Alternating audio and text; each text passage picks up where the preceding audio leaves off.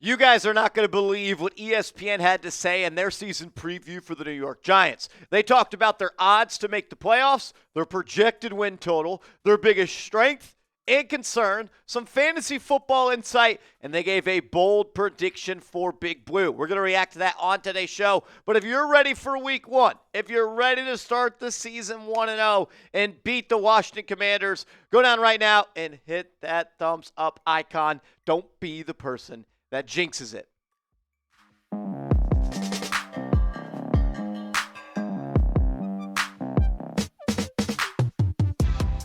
This is New York Giants Now by Chat Sports, and I am your host, Marshall Green. Appreciate everybody for rolling in. Let's dive into it. ESPN had some crazy predictions for Big Blue as they took a look at every single team across the NFL and gave some insight. They had the New York Giants at just an 11.3% chance to make the playoffs.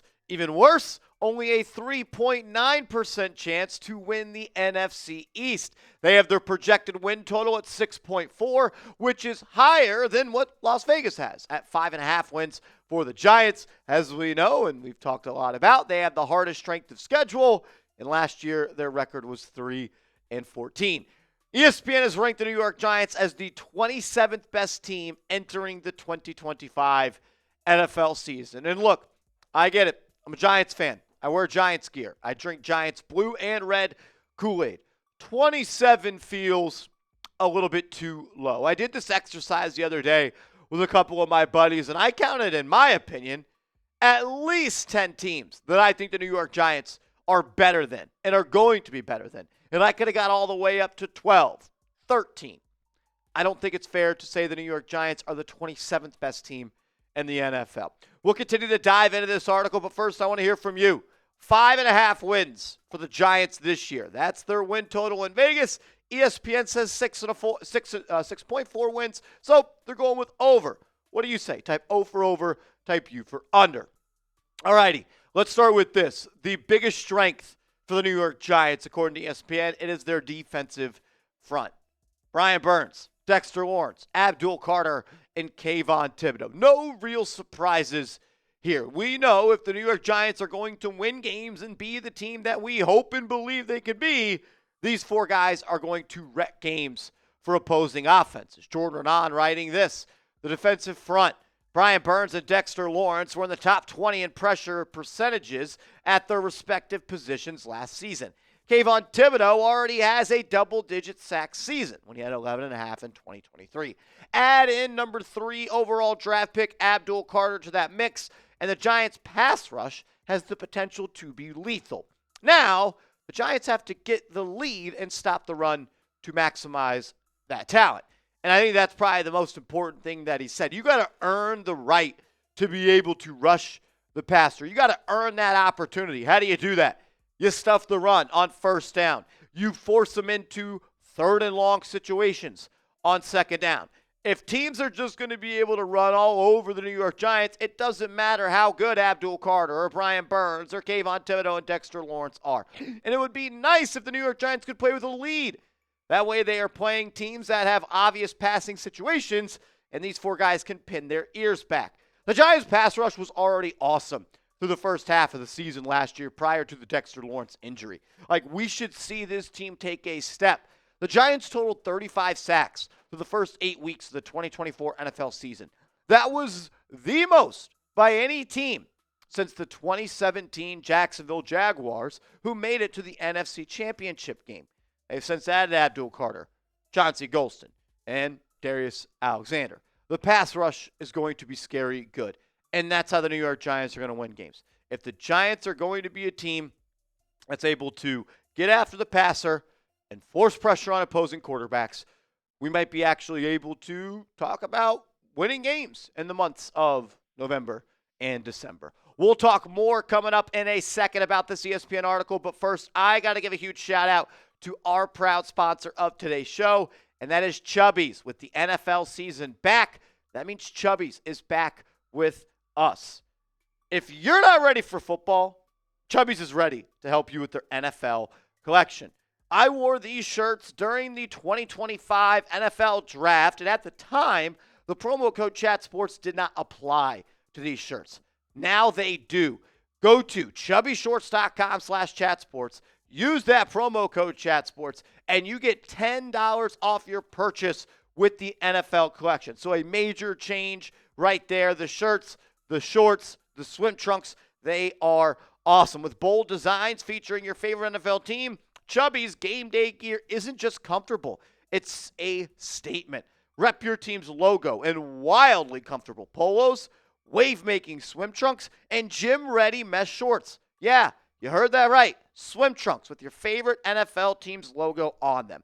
All the comfort and swagger you need to take on every touchdown dance, chest bump, or the sexy Dexy sack dance. If you're not a jersey guy, this is an elite alternative. If you are a jersey guy, something tells me you'll love their NFL collection. Because when you're invested in the game, your outfit should be too. For a limited time, use our exclusive code ChatSports for $10 off at chubbyshorts.com/chatsports. Yes, that now includes the NFL collection. Would you look at that, folks? For a limited time, our friends at Chubbies are giving our listeners here at Giants Now $10 off with the promo code ChatSports at chubbyshorts.com/chatsports. That's $10 off your order with the promo code ChatSports, and that includes the NFL collection now. Support our show. Tell them we sent you. Express yourself and level up your game day wardrobe with Chubbies. All that information will be clickable down in the comments and the description. Alrighty, from the biggest strength for the New York Giants to their biggest weakness, according to the worldwide leader.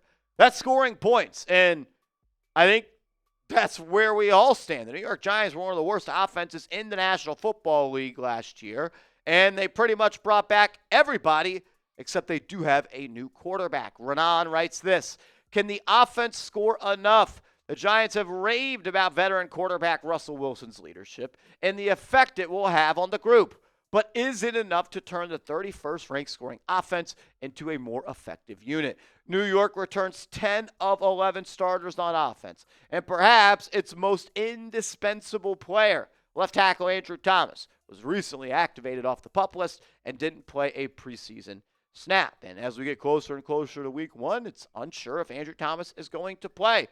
It's no secret for the Giants. Since Brian Daboll has got here, they've been somewhat allergic to scoring points consistently.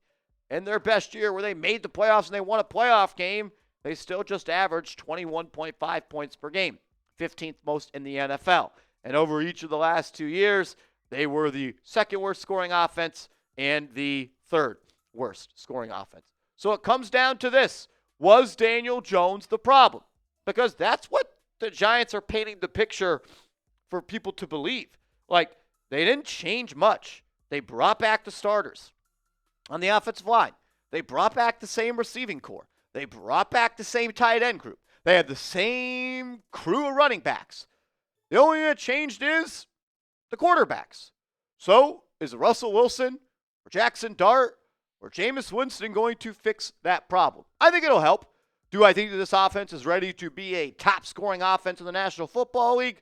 I don't know about all that. I do think they should be significantly better than what we saw the last 2 years when number 8 was under center. Is it fair to blame everything on him? No, but I do think that it is fair to say he drastically held back this team. Some ESPN fantasy insight. They are saying if you want to win your fantasy league, you should go and draft Wan'Dale Robinson. And to be honest with you, I'm not so sure I agree with this. I'll share my thoughts in a second. They wrote this: Wan'Dale Robinson is an easy separator underneath with the catch and run traits to tack on numbers. 52.1% of his receiving yardage came after the catch. Plus, Robinson averaged 10.7 points per game on a subpar Giants team last season, with 9 games of double-digit production and 12 weeks with at least 5 targets. He's a late-round option in the 12-team leagues who will see volume out of the slot in Coach Brian Daboll's offense. I think that we saw Wan'Dale Robinson be a little bit more of a quantity over quality merchant. 93 grabs for 693 yards. It's one of the worst yards per catch when factoring in the targets in NFL history. And as someone that follows this team every single day, I'm not so sure it's going to be a big year for Wan'Dale. He was a perfect pass catcher for Daniel Jones, because when it's 3rd and 8, he can find Wan'Dale Robinson for a gain of 6 yards. Whereas Russell Wilson, he's going to check it down to the running backs and to the tight ends. And he doesn't work the quick game, the short passing game out of the shotgun, quite like Daniel Jones did with Wan'Dale. So you look at the Giants receivers, and I just don't see a world where Wan'Dale's going to have 90 catches this year. And maybe I'm wrong. I just don't see Wan'Dale Robinson as a viable fantasy football player this year. I don't think he should get drafted. I wouldn't draft him. I would lean more towards Darius Slayton, a guy that meshes well, better with Russell Wilson. Darius Slayton is a deep threat that made a career out of being one with Daniel Jones, and now he's playing with a quarterback that throws the deep ball just as good as anybody in this league. So I would choose Darius Slayton over Wan'Dale. That's where I'm at this point. ESPN's bold prediction was that Jackson Dart starts by week 5, saying that he will be the starting quarterback for the New York Giants before the G-men hit the road all the way down to the boot and take on the New Orleans Saints. They write this: quarterback Jackson Dart will make his first start no later than week 5. There has been buzz around Dart's preseason, and I can't imagine the Giants are too excited to cling to the Wilson era longer than they have to with a first-round quarterback waiting in the wings. Facing the Saints in week 5 could be a nice, soft landing spot for Jackson Dart to begin his NFL career. If the Giants are changing quarterbacks before week 5, that means that they did not start the season well, and it honestly means that they probably didn't win any games. Like, if you're going to start Jackson Dart week 5 against the New Orleans Saints, that would have had to mean versus the Commanders, versus the Cowboys, versus the Chiefs and the Chargers, you are no better than 1-3. Most likely 0-4. And look, if you are 0-4, I do think you should start Jackson Dart against the Saints. I have the Giants beating the Commanders. I honestly think they're going to beat the Dallas Cowboys as well. I'm going to guarantee that after week 2, they are at least 1-1. And if that's the case, for him to start week 5, that would mean you'd have to lose to the Chiefs and the Cowboys. And even if you're at 1-3, I don't know if I'm ready to pivot off of Russell Wilson, because he could beat the Saints, then you're 2-3.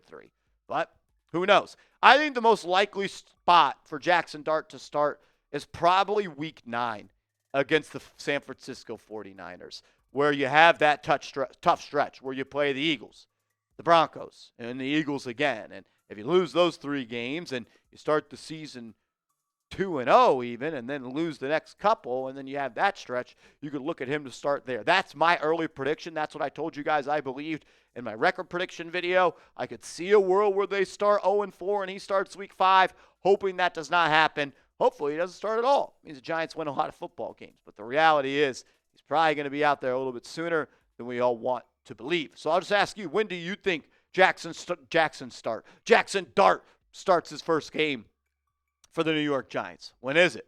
Week 2, week 4, week 6, week 10? Sound off for me down below. And make sure you are following me on social media. I'm on Twitter. I'm on Instagram @MarshallGreen_.